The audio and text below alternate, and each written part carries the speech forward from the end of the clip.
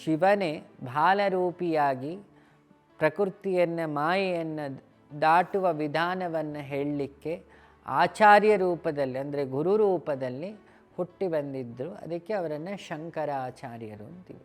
ಜಗತ್ತಿನ ಯಾವುದೇ ಥರದ ಡೌಟನ್ನು ನಿವಾರಿಸಲು ತಾಕತ್ತಿದ್ದವರನ್ನು ಶಂಕರ, ಅದಕ್ಕೆ ಶಂಕಾಂ ಹರತಿ ಇತಿ ಶಂಕರ.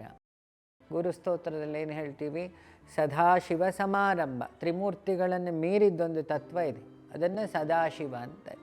ಸ್ಥಿತದಲ್ಲೇ ನಿಲ್ಲುವುದು, ಆತ್ಮಸ್ಥಿತಿಯಲ್ಲೇ ನಿಂತದನ್ನು ದತ್ತ ಅಂತಲೂ ಹೇಳಬಹುದು.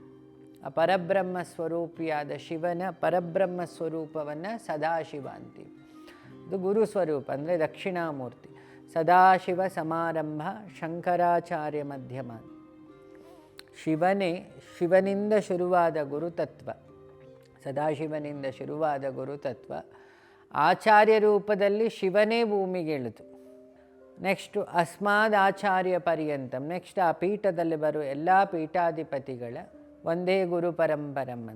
ಯಾಕೆ ಆ ಎಲ್ಲ ಗುರು ಪರಂಪರೆಗೆ ನಾವು ನಮಸ್ಕಾರ ಮಾಡ್ತೀವಿ. ಆ ಶ್ಲೋಕದ ಅರ್ಥ ಶಂಕರಾಚಾರ್ಯರನ್ನೇ ಸಾಕ್ಷಾತ್ ಶಿವ, ಬೇರೆ ಯಾರಲ್ಲ. ಶಿವ ಮಾನುಷ ರೂಪೇಣ ಅಂತ, ಶಿವನೇ ಮಾನುಷ ರೂಪದಲ್ಲಿ ಭಗವತ್ಪಾದರಾಗಿದ್ದರು.